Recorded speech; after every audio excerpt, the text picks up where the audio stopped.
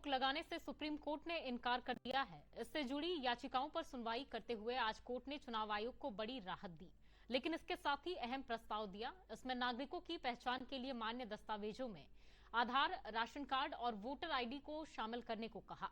इस मामले की अगली सुनवाई 28 जुलाई को होगी। इसके पहले याचिकाकर्ताओं की ओर से पेश हुए वकील ने सुप्रीम कोर्ट को बताया कि अब जबकि चुनाव कुछ ही महीनों दूर है, चुनाव आयोग कह रहा है कि वह 30 दिनों में पूरी मतदाता सूची का विशेष गहन पुनरीक्षण करेगा। उन्होंने कहा कि चुनाव आयोग आधार कार्ड पर विचार नहीं कर रहा है और वे माता पिता के दस्तावेज भी मांग रहे हैं। वकील ने कहा कि यह पूरी तरह से मनमाना और भेदभावपूर्ण है। याचिकाकर्ता के वकील ने सुप्रीम कोर्ट को बताया कि पूरा देश आधार कार्ड बनवाने में लगा है और फिर चुनाव आयोग कहता है कि आधार नहीं लिया जाएगा। डॉक्यूमेंट्स पर भी विचार कर सकती है, ऐसा उन्होंने आज अपने आदेश में लिखाया है। सुप्रीम कोर्ट में दोनों पक्षों को सुना गया। एक पक्ष ऐसा है जो चाहता है कि बिहार में जो इंटेंसिव रिवीजन हो रहा है, जो मतदाता सूची का सत्यापन हो रहा है, उसको रोक दिया जाए।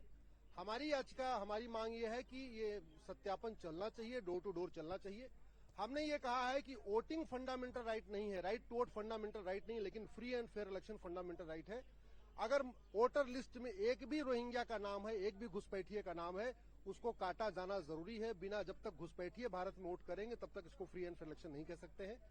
माननीय सुप्रीम कोर्ट में हमारी याचिका पे भी और जो दूसरा पक्ष चाहता था कि ये रुक जाए, दोनों पक्षों की याचिका पे इलेक्शन कमीशन को नोटिस जारी किया है। हमारी याचिका में सारे राज्य सरकारें भी पार्टी हैं, इसलिए उनको भी नोटिस जारी किया है।